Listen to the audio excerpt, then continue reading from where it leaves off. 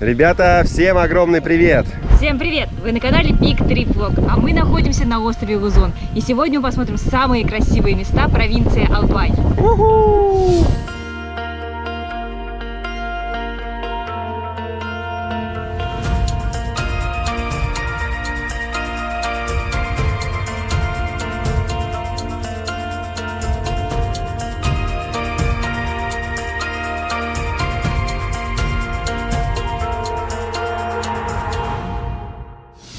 Мы заранее заказали экскурсию по провинции Албай, поэтому за нами приехало агентство, садимся в машину и начинаем наше приключение. Погнали, друзья!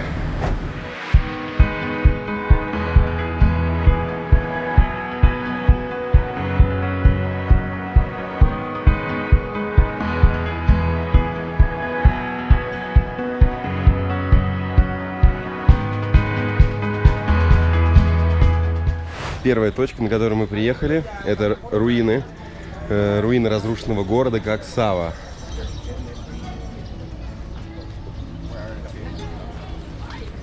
Кирилл отправился летать на дроне, поэтому скоро вы увидите красивые кадры. А я пока погуляю и посмотрю на руины разрушенного города Коксава. Стоимость входа сюда для всех туристов 20 песо, неважно, локальный вы турист, местный житель или иностранный турист. От разрушенного города осталась только колокольня, но она настолько эпично выглядит на фоне вулкана, что стала главной достопримечательностью провинции Албай. Город был разрушен в 1914 году в результате извержения лавой. Погибло более 1000 людей. Многие из них прятались в этой церкви. И вот сейчас, когда мы подойдем, мы как раз-таки видим эту историю. А сама церковь была построена в 1587 году. Еще остались руины от стен церкви, но их совсем, видите, немного. Сложно уже понять по очертаниям, что это было.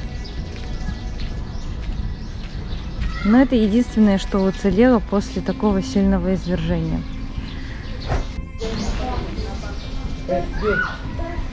Сейчас гуляю вокруг этих руин. Здесь свежо, дует ветерок. Очень ухоженная территория. Повсюду растет различная зелень.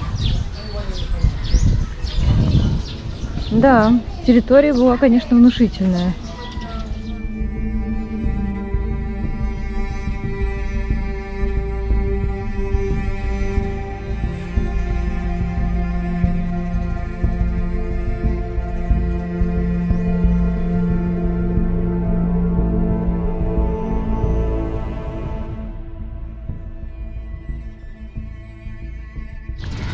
Обратите внимание, как эта колокольня обросла зеленью.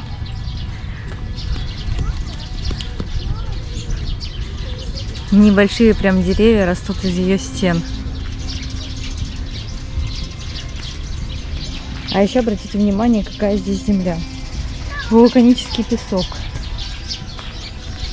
Вот здесь даже сделали объявление, что залазить нельзя, потому что это, скорее всего, опасно, потому что, видите, очень много трещин в этой колокольне.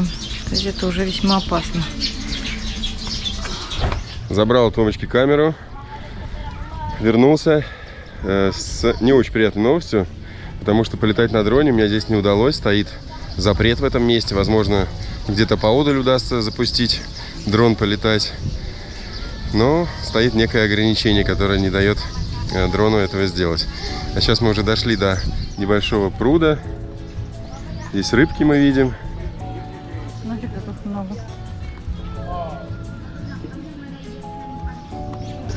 Рыбки плавают. Лотос мы видим. И все это с видом на вулкан Майон.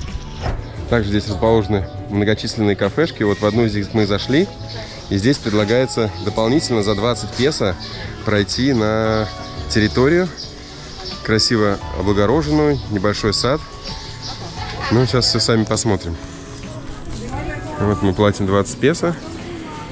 Здесь можно сделать фотографию, видимо, посмотреть на рыбок. Ну, полюбоваться вулканом, естественно, поближе.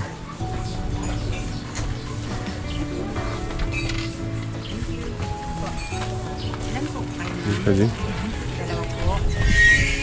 Так, нам еще дали корм для рыбок, да, или что это? Корм для рыб. Это все входит в стоимость 20 песо с человека. Конечно.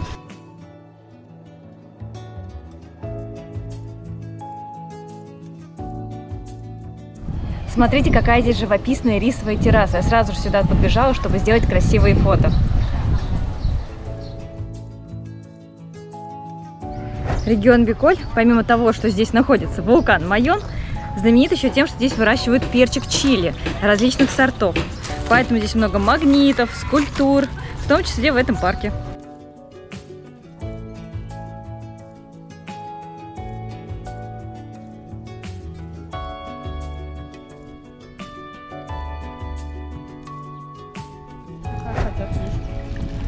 Немного кормим рыбок. Они уже здесь знают, что их прикармливают, поэтому с радостью подплывают.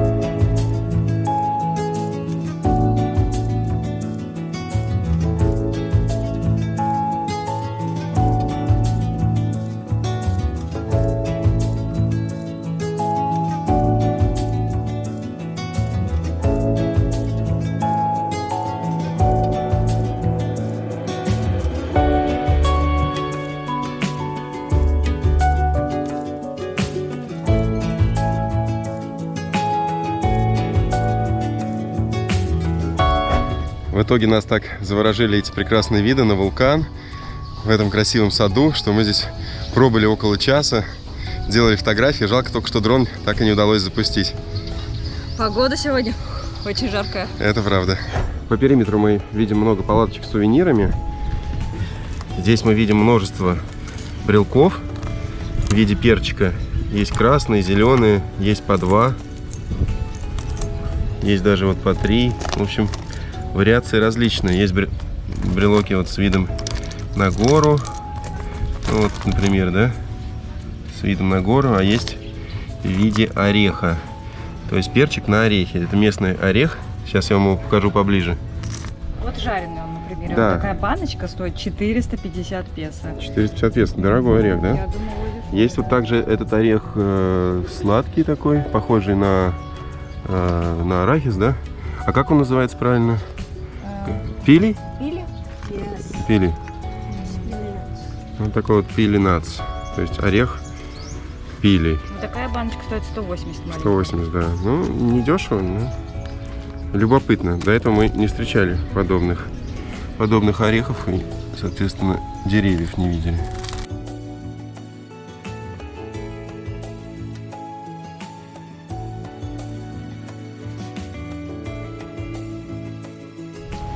Напротив руин также находится национальный музей, на котором мы решили прогуляться. Буквально пару минут, посмотрим, может быть, зайдем внутрь.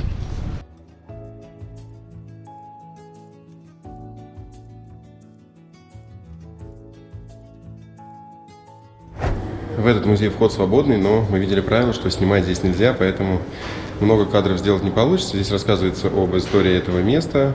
Здесь очень много рассказывается о ландшафте, о возрождении, как вообще появились вулканы, что они значат для нашей Земли. Все это показано в интересных разрезах. Да, видно какие-то вулканические породы, ну и какие-то карты интересные, в общем, в миниатюрах представленные. Но снимать здесь, как я уже сказал, нельзя, поэтому, наверное, приглушаем.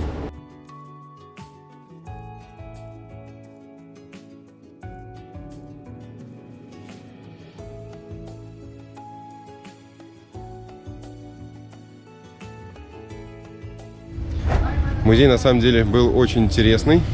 Много вулканических пород, историй.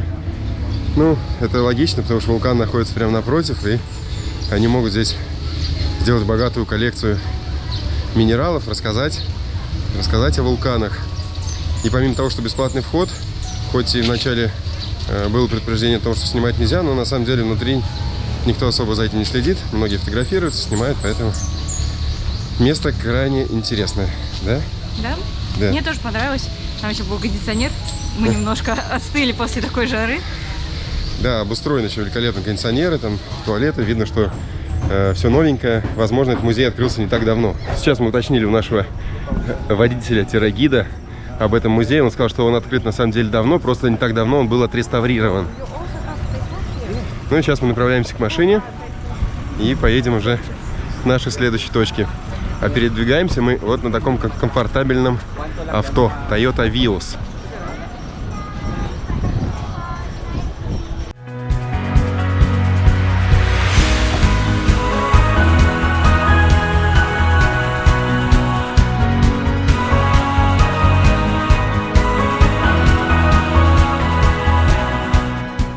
Мы приехали к новой локации, называется Самланг парк, где находится озеро с одноименным названием.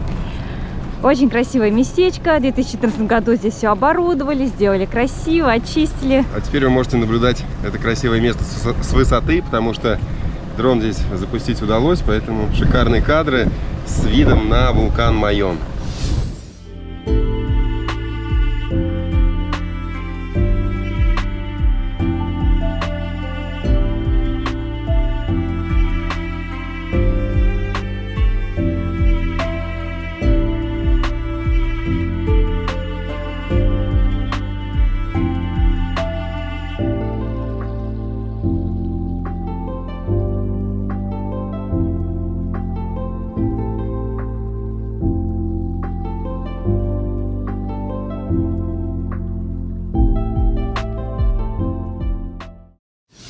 Здесь стоит отдельная палаточка, точнее как отдельная кабинка, где можно взять мороженое с перчиком чили. What type of ice cream do you have? Mango and this one is strawberry chili. It's mango chili, it's strawberry chili. This one is mango and the one is strawberry chili. Mango without chili, yeah? Yes. Okay, thank you.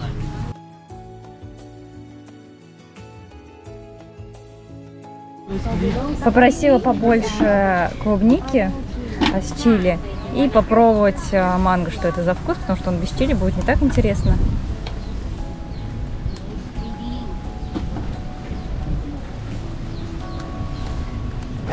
Попробуем мороженое.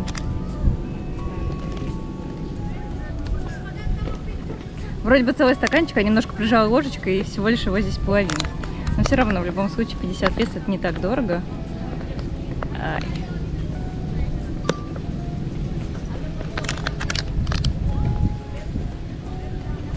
Интересный обжигающий вкус. То есть мороженое обычное, чувствуется и клубника, и перчик, но перчик больше именно тем, что он потом обжигает немного горло. Ну, интересный вкус. Так, я пока на дроне летаю, все пропустил. А вот это вот второе какое? Второй без чили, там просто манго. Просто манго нам уже давай не интересно. Да, на вкус как обычное мороженое. Вначале ты его не чувствуешь перчинку, а потом, когда уже такое послевкусие наступает, тогда уже О, мне сейчас прям вообще немножко сильно остренько. попало. Знаешь, как будто вот эти вот, как семена. И сколько оно стоит? 50 песо. Ну, типа, знаешь, сначала За положили, 2, да? как будто целый стакан был. На самом деле прижала ложкой, и ничего нет. На этом озере много локаций, где можно делать фотографии. Одна из самых крупных – это с радугой и воздушным шаром в виде сердечка. Сейчас я как раз захожу туда внутрь, чтобы дрон пролетел мимо меня.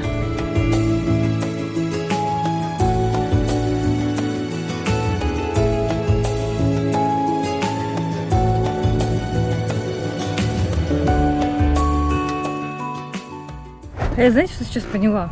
Не так плохо жить, конечно, в провинции Албай. У тебя постоянно вид на вулкан Майон, у тебя очень много красивых локаций, ухоженных, чистых. Кстати, в Легаспе даже запрещено курение на улицах. Поэтому удивительная, конечно, провинция. Столько красивых мест, и именно они предназначены для отдыха. Не только для туристов, но и для местных жителей. Да, здесь специальные подготовленные локации. Вот мы из одной в другую переезжаем, просто любуемся этим. И для нас, в принципе, сегодняшний маршрут, он наиболее оптимален, потому что у нас есть водитель, который возит нас по нескольким точкам на машине с кондиционером, поэтому мы экономим силы, экономим время. Но согласись, что на каждой из этих локаций можно вообще провести целый день спокойно, особенно вот здесь вот, да, просто приехать с друзьями где-то. И здесь беседки, тоже, да. И в общем... прошлая локация была очень красивая. Можете сами добираться до этих локаций тоже, но просто сейчас так жарко, поэтому мы выбрали комфорт и наслаждаемся сегодняшним днем, природой и вулканом.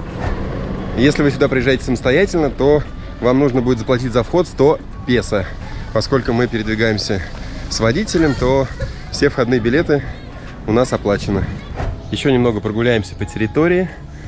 Вошли в специальный павильон, и здесь рассказывается о чем? О культуре плетения. То есть вот из этого материала, я не знаю, как он правильно называется, знаете, что-то типа как соломы. Плетут и сумки, и ковры, и абажуры на лампы. Да, здесь есть небольшая информационная такая надпись, информационный плакат, где мы можем видеть, что вот из дерева, из кустов добывают эту нить и потом плетут различные изделия. Здесь уже мы видим станок. Вот видите эти нити. Станок, на котором плетут различные ковры.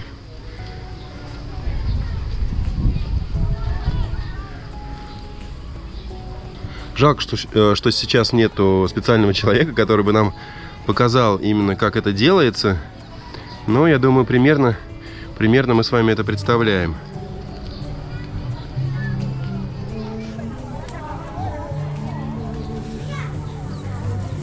На вид, на самом деле, очень прочные получается. Очень прочные вот эти нити.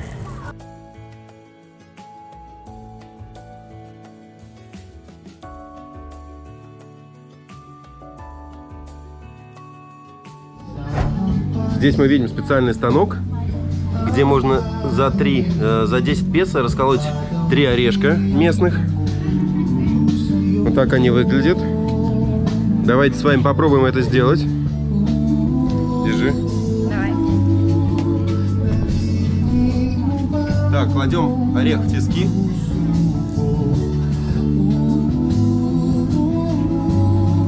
Снимай крупно. Как бы в камеру не попало, давай. У тебя получилось.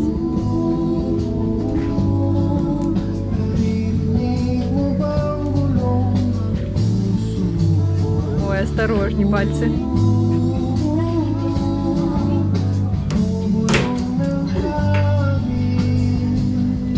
Так, достаем орешек. Ну, есть шанс его попробовать.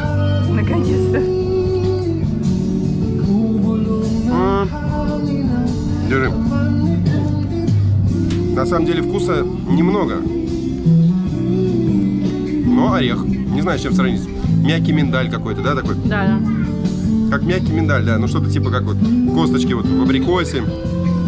Ну, в целом, ради забавы.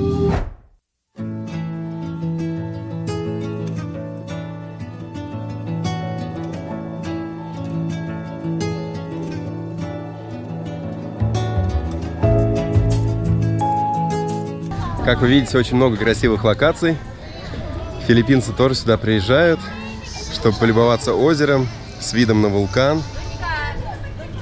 На самом деле, мы здесь в основном даже видим филиппинцев, то есть туристов из Европы или каких-то других мы видим крайне-крайне редко.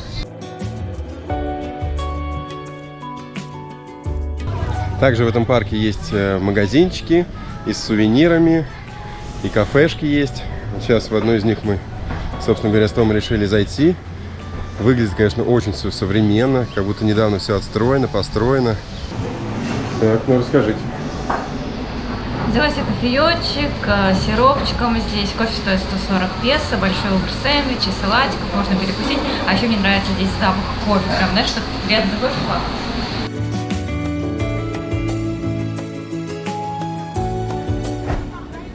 И помимо всего прочего, здесь можно взять в аренду каяк, либо вот катамаран мы видели. Стоимость 100 песо за полчаса.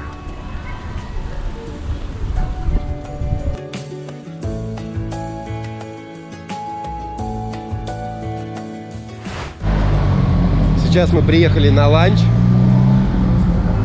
У нас будет небольшой перекус После чего уже отправимся дальше смотреть достопримечательности. All delicacies here in Bicol. And what is Came it? from taro leaf and coconut milk. Okay, we try. Maybe here. And other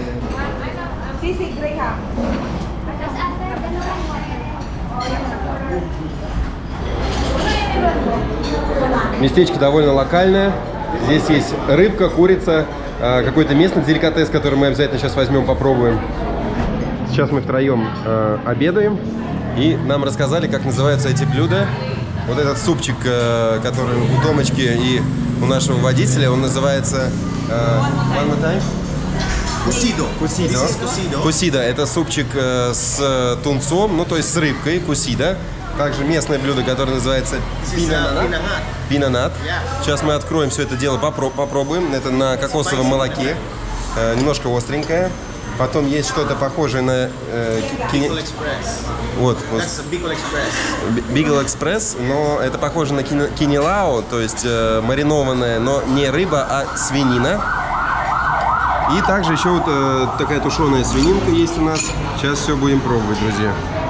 Это весьма недурно, это практически как наша уха, но с кислинкой, как я люблю, может, Кириллу бы не так это понравилось. Филе тунца, поэтому мне этот супчик даже очень нравится. А еще рыбку можно оттуда доставать и макать в специальный соус с каламанси. Yeah. This pepper from the That pepper is a little bit spicy. Not so spicy like this one.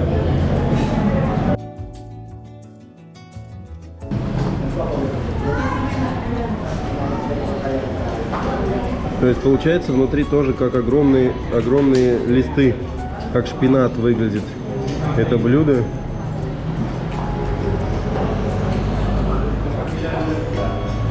Ну, давайте попробуем скорее.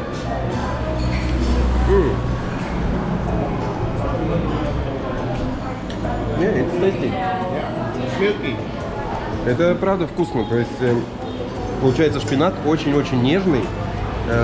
Чувствуется кокосовое молоко, загустевшее внутри, и остринка. То есть он прям действительно острый.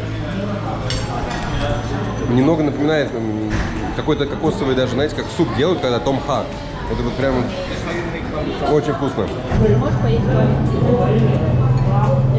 Да, и супчик действительно похож на нашу уху с добавлением лайма или каламанси. Ну, в общем, что-то кисленькое добавили. И получается очень даже вкусно.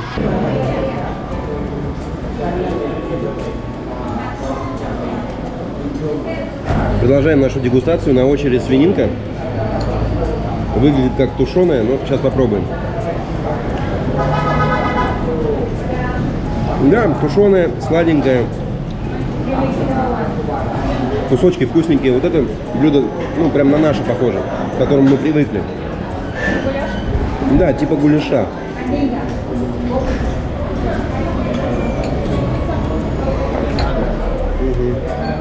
Также у нас есть еще один пинанат, да, еще один. Но в отличие от первого, который был полностью без начинки, он был просто как листы, то второй уже с начинкой. Здесь креветка, идет креветка.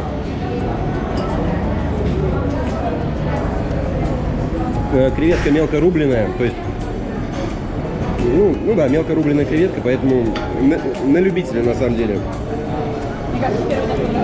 Да, наверное, мне даже первый больше понравился, потому что если уж убирать креветку, то лучше уж она будет цельная, а мелко рубленая с какими-то приправами, ну, на любителя, да. А вот первый вариант мне больше понравился, я думаю, особенно для вегетарианцев.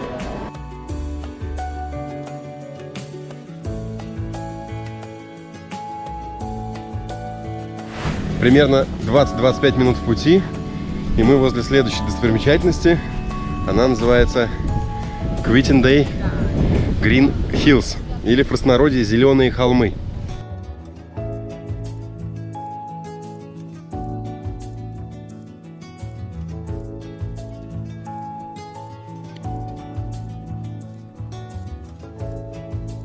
Сейчас нам предстоит небольшой подъем наверх, на холм. Здесь сделаны ступеньки, перила. Идти достаточно комфортно, но мы видим путь пока не близкий.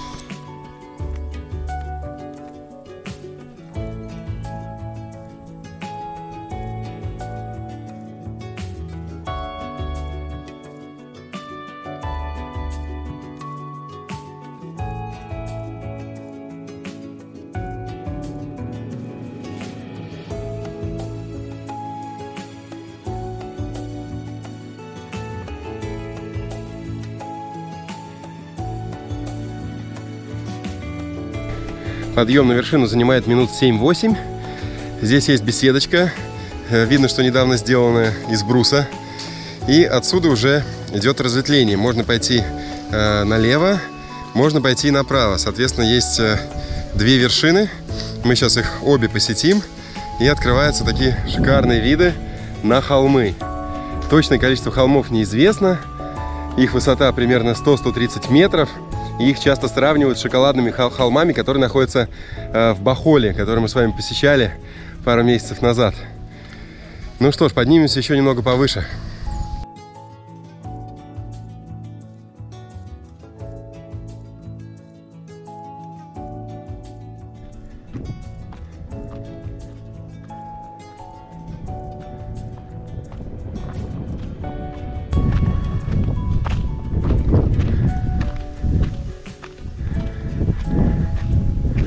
Как мы видим, дорожка еще ведет на следующий холм, вот сюда, на эту высоту.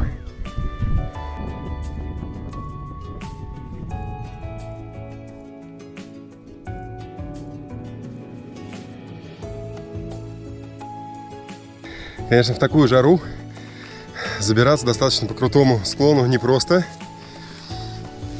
но осталось немного. Виды, конечно, открываются чумовые. Отъехали буквально 20 минут от города и теперь наблюдаем природу, пальмы, холмы. Ну и вот обзорная площадка левого вьюпоинта. Вау! Вот такая красота, природа. Немного похоже на Южную Америку, на Шри-Ланку.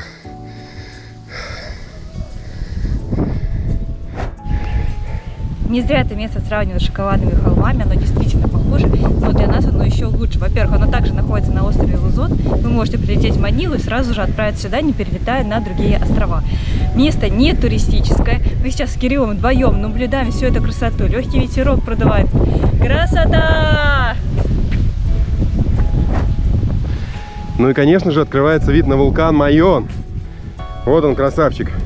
Чуть позже мы подойдем к нему чуть поближе, на правую сторону обзорной площадки.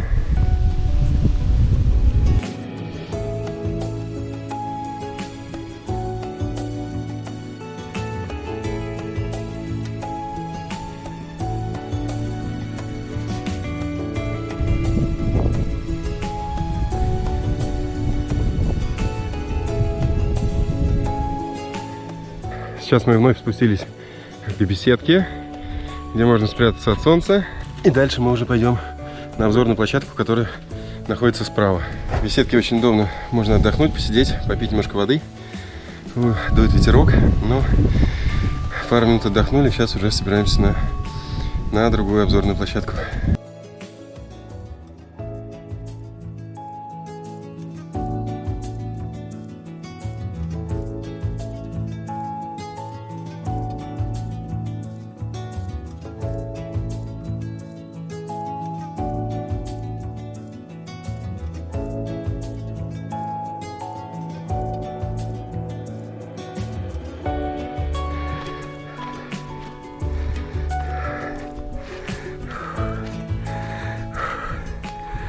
Уху, есть.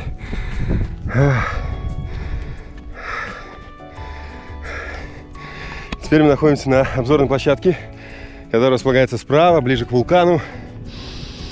Фу, вот именно здесь мы и запустим дрон и полетаем над этими зелеными холмами.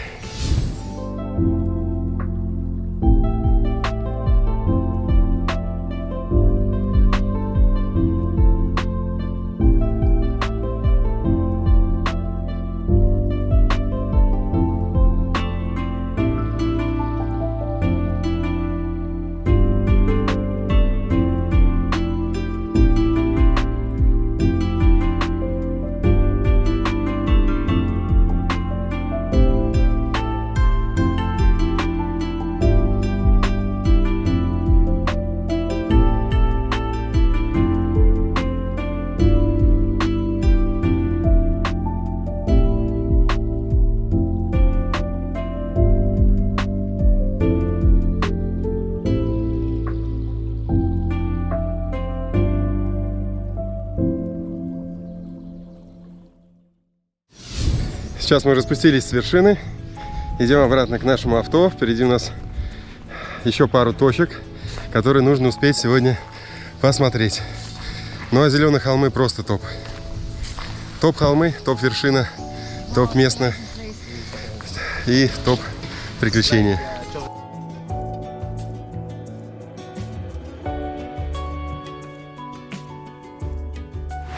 У нас очередная остановка. Мы приехали в небольшую деревеньку и направляемся в пещеру, которая называется Хайоп-Хаяпан. Такое сложное название. Чуть позже даже расскажу, как переводится это сложное слово. Вот такое название пещеры Хайоп-Хаяпан. Но прежде чем попасть в пещеру, во-первых, наши сопровождающие платят оплату за вход. Во-вторых, у нас будет гид, который будет нас вести в этой пещере. А в-третьих, нужно надеть каски, но предварительно вот такую вот шапочку. И вот так это все выглядит. Ну, что-то типа того.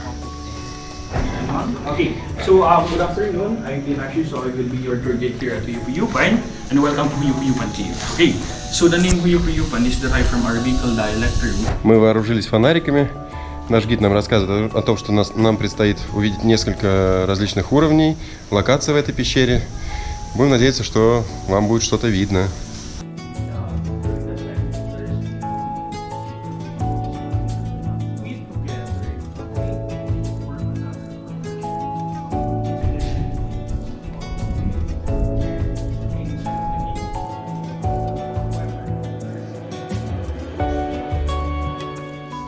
Гид поделился с нами многочисленной информацией, он прямо не останавливается, все говорит и говорит. Оказывается, здесь много миллионов лет назад была морская вода, поэтому в некоторых местах мы даже можем увидеть кораллы. А вообще эта пещера, насколько я понял, из известняка. Встречаются постоянно сталактиты, сталагмиты, то сверху, то снизу. Ну вот мы периодически спускаемся, то поднимаемся. Но вот сейчас вышли на участок, где более-менее светит свет, поэтому есть возможность вам немного показать и рассказать об этой пещере.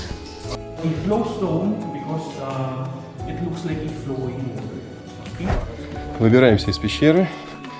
Прошли несколько различных коридорчиков, каких-то лабиринтов. В конце очень был узкий участок, через который пришлось с трудом пробираться. Видели также летучих мышей в этой пещере. Во времена Второй мировой войны здесь, оказывается, был госпиталь, поэтому очень много было здесь солдат, которые прятались. Очень много историй интересной. Продолжаем исследовать пещеру.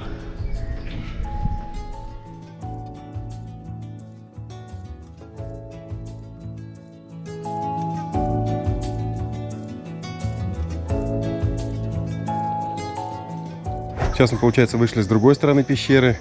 В общем, в пещере, как обычно, нам показывают, на что она похожа. То на жирафов, то на Дамблдора из Гарри Поттера, то на Ким Кардашьян. То на, да, какую-то девушку, там потом что-то еще было, да, там вот на курочку здесь на выходе. Ну, в общем, много различных скальных образований, сталактитов, сталагмитов, капает вода.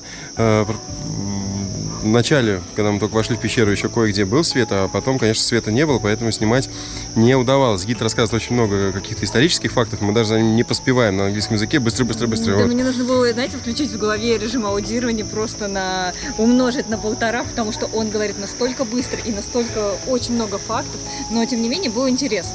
Да, было интересно. В пещере достаточно еще и прохладно, гуляет ветра. И вот сейчас мы вышли, должны были увидеть вулкан еще разочек, но он почему-то в облаках. Вот смотрите, сейчас я сделаю. Вышли мы с видом на вулкан Майон, но, к сожалению, сейчас его верхушка скрыта за облаками, поэтому наслаждаемся той частью, которую мы видим.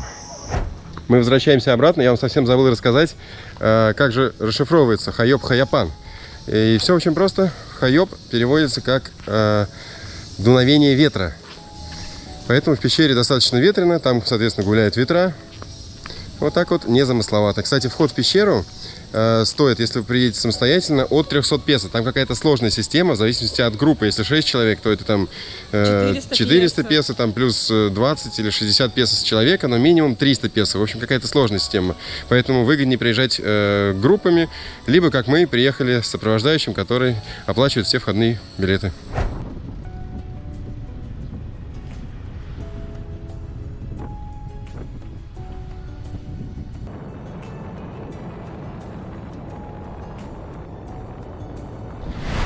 Мы вернулись вновь в город Легаспи, с которого мы начинали нашу поездку. Добирались порядка 30 километров из другого городка, из последней точки. И сейчас мы находимся на набережной этого города. Время как раз уже близится к закату, начало 6-го. И мы приехали на обзорную площадку. Вот здесь располагаются буквы этого города Легаспи с видом на вулкан, как всегда.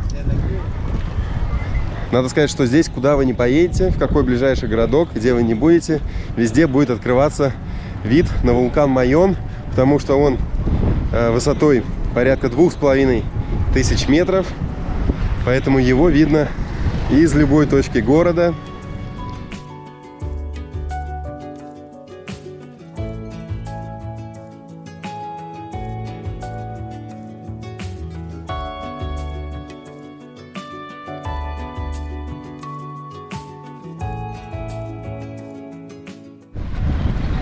Финальная точка добавляет особого шарма данной прогулки, потому что мы приехали на набережную, и до этого город Легаспи мы не видели с этой стороны, не видели его морскую часть. Интересно, что вулкан Майон открывается с любой части города, с любой части провинции, и местные жители, они постоянно его видят и воодушевляются. Это очень здорово, тем более приехать сюда на закате. Да, а теперь давайте немного полетаем на дроне.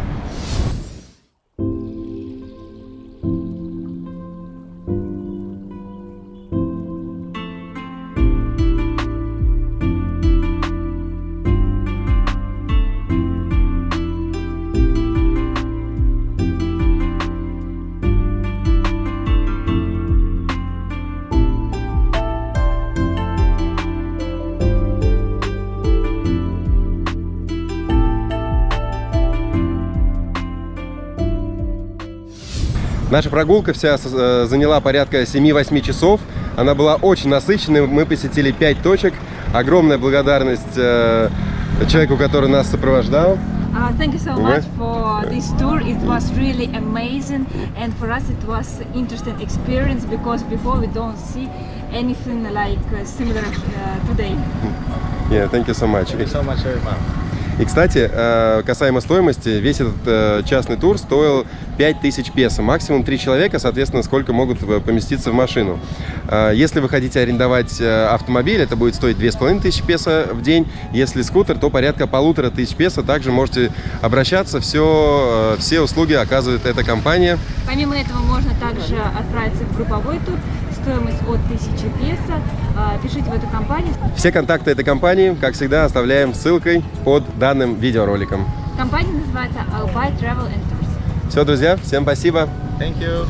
Всем пока. Вопросы в комментарии. Всем до новых встреч. Всем пока. Bye-bye.